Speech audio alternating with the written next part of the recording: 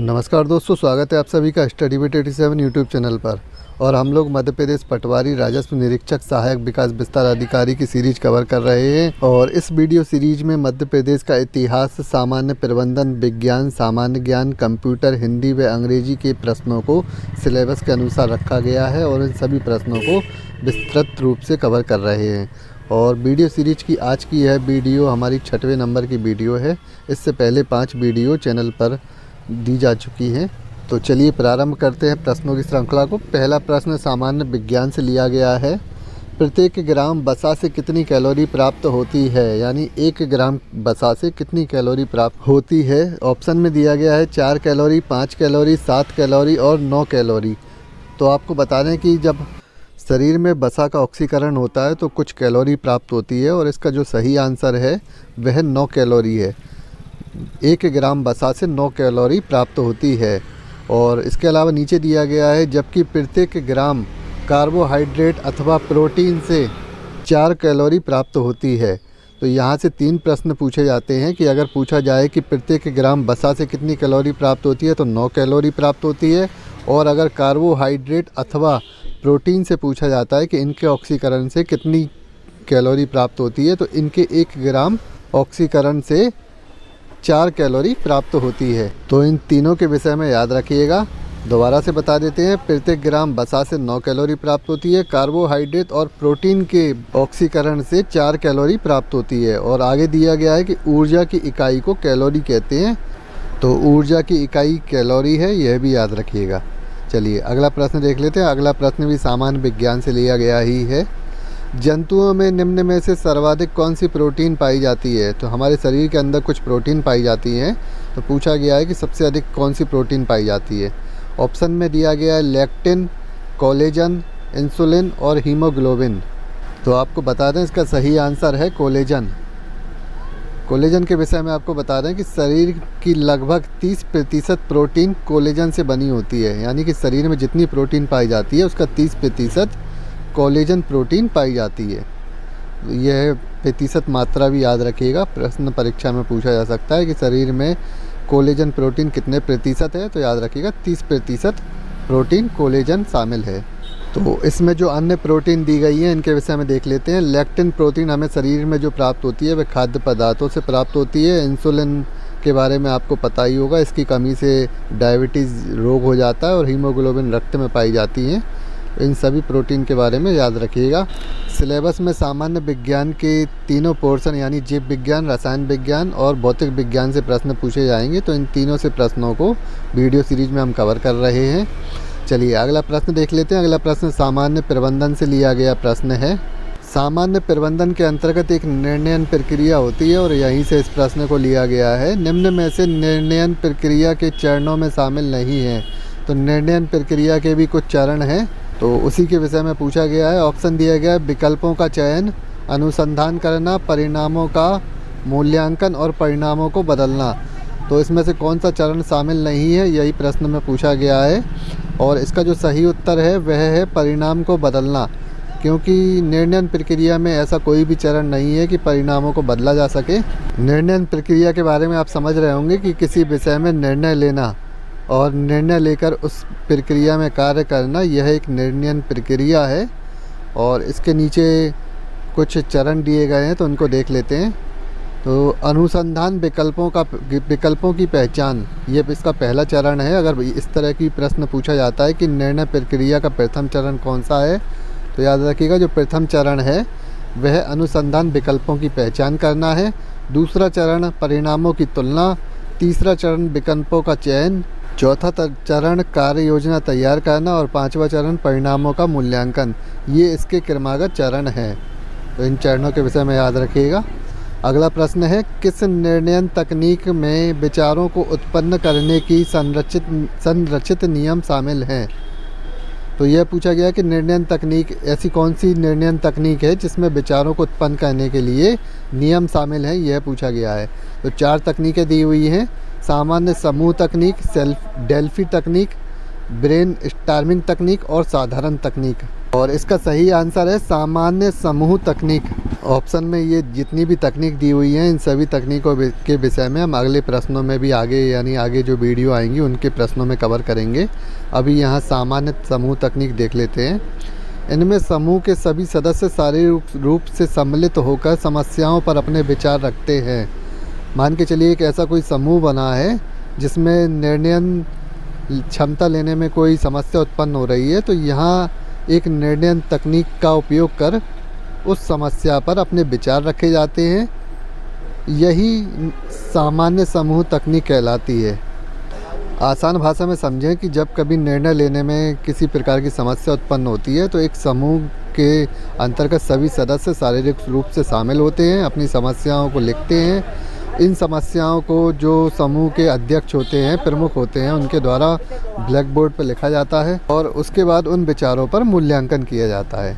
तो यही सामान्य समूह तकनीक है। चलिए आपको समझ में आ गया होगा। अगला प्रश्न देख लेते हैं। चलिए अगला प्रश्न सामान्य ज्ञान की कला व संस्कृति से लिया गया प्रश्न है। प्रश्न है कि रोंगाली, कोंगाली व भोगाली किस त्योहार के प्रकार हैं? तो यहाँ दिया गया ऑप्शन में पहला असम के बिहू के, दूसरा केरल के ओणम के, तीसरा तमिल के पोंगल के और चौथा पंजाब की बैसाखी। तो पहले आपको सही आंसर बता देते हैं। इसका सही आंसर है असम के बिहू। असम का जो प्रसिद्ध लोक नृत्य है बिहू, ये उसी के प्रकार हैं। और इन त्योहारों के विषय में आपको बता दें कि भोगाली जो त्यौहार है वह जनवरी में मनाया जाता है, रोंगाली जो त्यौहार है वह अप्रैल में मनाया जाता है और कोंगाली त्यौहार अक्टूबर में मनाया जाता है। तो ये काफ़ी डीपली प्रश्न है, आप लोगों ने इनके बारे में नहीं भी सुना हो शायद, क्योंकि असम का बिहू त्यौहार मनाया जाता है यह तो सभी को मालूम है, पर इस त्यौहार के भी कुछ प्रकार होते हैं, तो इनके विषय में भी आपको जानकारी होनी चाहिए। और ऑप्शन से आपके कई प्रश्न कवर हो रहे हैं। प्रश्न इस प्रकार से भी पूछा जाता है कि बिहू कहाँ का त्यौहार है? तो असम का है, ओणम केरल का, पोंगल तमिल का और बैसाखी पंजाब का। तो ये चारों याद रखिएगा। अगला प्रश्न मध्य प्रदेश सामान्य ज्ञान से संबंधित लिया गया है। मध्य प्रदेश की सीमा को कितने राज्य स्पर्श करते हैं? आसान और बहुत ही महत्वपूर्ण प्रश्न है, अनेकों बार परीक्षाओं में पूछा गया है। मध्य प्रदेश की कई परीक्षाओं में यह प्रश्न पूछा गया है। तो ऑप्शन के अनुसार इसका जो आपका सही आंसर है वह बताना है आपको। तो 4 सीमा है, 4 राज्य स्पर्श करते हैं, 5 राज्य स्पर्श करते हैं या 7 या 8? तो इसका सही आंसर है 5 राज्य स्पर्श करते हैं। मध्य प्रदेश की सीमा से भारत के कुल 5 राज्य स्पर्श करते हैं। और मध्य प्रदेश का सबसे बड़ा क्षेत्रफल वाला ज़िला छिंदवाड़ा है। बहुत ही महत्वपूर्ण प्रश्न है। और उत्तर प्रदेश का जो सबसे बड़ा क्षेत्रफल वाला ज़िला है वह लखीमपुर खीरी है और मध्य प्रदेश का ज़िला छिंदवाड़ा है। तो इन दोनों के विषय में याद रखिएगा। ये दोनों प्रश्न परीक्षाओं में बहुत ज़्यादा देखे जाते हैं। और आपको बता दें कि जो कुल राज्य के क्षेत्रफल का 3.85% है, यानी कि मध्य प्रदेश राज्य के क्षेत्रफल का कुल छिंदवाड़ा ज़िला जो है 3.85% है। और अगला प्रश्न सामान्य हिंदी से लिया गया प्रश्न है। जो कल्पना से परे हो के लिए एक शब्द होगा। अनेक शब्दों के एक शब्द पूछे जाते हैं। तो जो कल्पना से परे हो इसके लिए ऐसा कौन सा शब्द हो सकता है वह आपको बताना है। और ऑप्शन में दिया गया है काल्पनिक, अकाल्पनिक, कल्पनात्मक और कल्पनातीत। तो इसका जो सही आंसर है वह डी कल्पनातीत है। इसमें काफ़ी मिलते जुलते ऑप्शन है जहाँ पर काफ़ी बच्चे गलत लगाते हैं एग्ज़ाम में, तो आपको सभी के विषय में बता देते हैं। काल्पनिक का अर्थ होता है कल्पना करने योग्य, अकाल्पनिक का अर्थ होता है कल्पना न करने योग्य, और कल्पनात्मक का जो अर्थ होता है वह होता है कल्पना से भरा हुआ, यानी कल्पना से परिपूर्ण जो होता है वह कल्पनात्मक होता है, जिसमें कल्पना की गई हो। तो ये चारों जो शब्द हैं वह मिलते जुलते हैं। और यहाँ कल्पना से जो परे हो वह कल्पनातीत होता है। नया शब्द है, आपने शायद पहली बार सुना हो या कुछ लोगों ने पढ़ा भी होगा। तो ये सभी वर्ड आपको याद होने चाहिए। किसी अच्छी पुस्तक से आप तैयारी कर रहे हैं तो ये सभी शब्द रट लीजिएगा, ये परीक्षा में पूछे जाएंगे। अगला प्रश्न है पर्वत के ऊपर की समतल भूमि के लिए एक शब्द क्या होगा? तो ऑप्शन में दिए गए हैं कि अद्यतका, गिरी, उपत्यका और पठार। पर्वत के ऊपर की जो समतल भूमि होती है उसको एक शब्द में क्या कहा जाएगा, यही प्रश्न में पूछा गया है। तो आपको बता दें कि इसका जो सही आंसर है ए अद्यतका है। तो अद्यत्य का क्या होता है आपको पता चल गया होगा। इसके अलावा गिरी के बारे में तो आप सभी जानते हैं, पर्वत को ही गिरी कहा जाता है। और उपत्यका को क्या कहा जाता है देख लेते हैं, नीचे दिया गया है। उपत्यका का अर्थ है पर्वत के समीप की भूमि, जो पर्वत के आसपास की जो भूमि होती है उसे उपत्यका कहते हैं। और पठार, वैसे तो आप पठार के बारे में जानते होंगे, अगर नहीं जानते तो आपको बता दें कि इसको पठार किस तरह का होता है। वह समतल भूमि जो पर्वत से कम ऊंची और आसपास की भूमि से ऊंची हो, पठार कहलाती है। चलिए अगला प्रश्न सामान्य विज्ञान यानी कंप्यूटर विज्ञान से लिया गया प्रश्न है। कंपाइलर का मतलब क्या होता है? कंपाइलर क्या होता है कंप्यूटर में, यही प्रश्न में पूछा गया है। तो ऑप्शन देख लेते हैं। पहला ऑप्शन है वह जो सोर्स प्रोग्राम को एकत्रित करता है। दूसरा है ठीक वही कार्य जो एक प्रोग्रामर करता है। और तीसरा ऑप्शन दिया गया है ऐसा प्रोग्राम जो सोर्स प्रोग्राम को ऑब्जेक्ट प्रोग्राम में बदलता है। तो इसका जो सही आंसर है वह ऑप्शन सी है, ऐसा प्रोग्राम जो सोर्स प्रोग्राम को ऑब्जेक्ट प्रोग्राम में बदलता है। तो कंपाइलर के बारे में आप नहीं समझे तो आपको बता दें कि कंप्यूटर को हम कोई दिशा निर्देश देते हैं, कोई सोर्स प्रोग्राम देते हैं, तो उसको वह कंप्यूटर को एक आसान भाषा में बदल करके बताता है और कंप्यूटर उस पर कार्य करता है। यही कंपाइलर का कार्य होता है, ऐसा प्रोग्राम जो सोर्स प्रोग्राम को ऑब्जेक्ट प्रोग्राम में बदलता है। चलिए वीडियो का अंतिम प्रश्न देख लेते हैं। सामान्य अंग्रेजी से लिया गया प्रश्न है find the antonym word famous.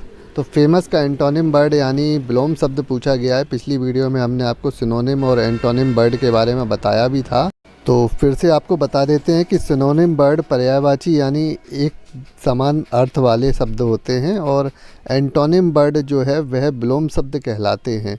तो यहाँ फेमस का विलोम शब्द पूछा गया है, कौन सा होता है? ऑप्शन दिए गए हैं क्वाइट, कॉन्सर्ट, ऑब्सक्यूर और एफ्लुएंट। तो सिनोनिम और एंटोनिम वर्ड पता होने से पहले आपको इन वर्डों की मीनिंग पता होना चाहिए, तभी आप इन्हें हल कर सकते हैं। ये पहले तो इसका आंसर बता देते हैं। इसका एंटोनिम वर्ड होता है ऑब्सक्यूर।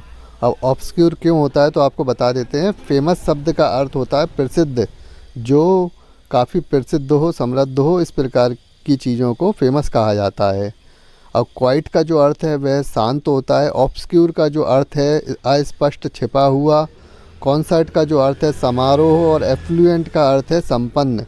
तो संपन्न जो है एफ्लुएंट तो इसका सिनोनिम हो जाएगा, जबकि एंटोनिम पूछा गया यानी विलोम शब्द। तो आपको बता दें कि फेमस का जो विलोम शब्द होगा वह होगा छिपा हुआ या अस्पष्ट, तो इसको इंग्लिश में कहेंगे ऑब्सक्यूर। फेमस का जो अर्थ है वह प्रसिद्ध यानी जो जग जाहिर है, जो सबके सामने है, प्रसिद्ध व्यक्ति है, उसको फेमस कहते हैं, फेमस मैन। और एक जो अस्पष्ट होता है, छिपा हुआ होता है, उसे ऑब्सक्यूर कहते हैं।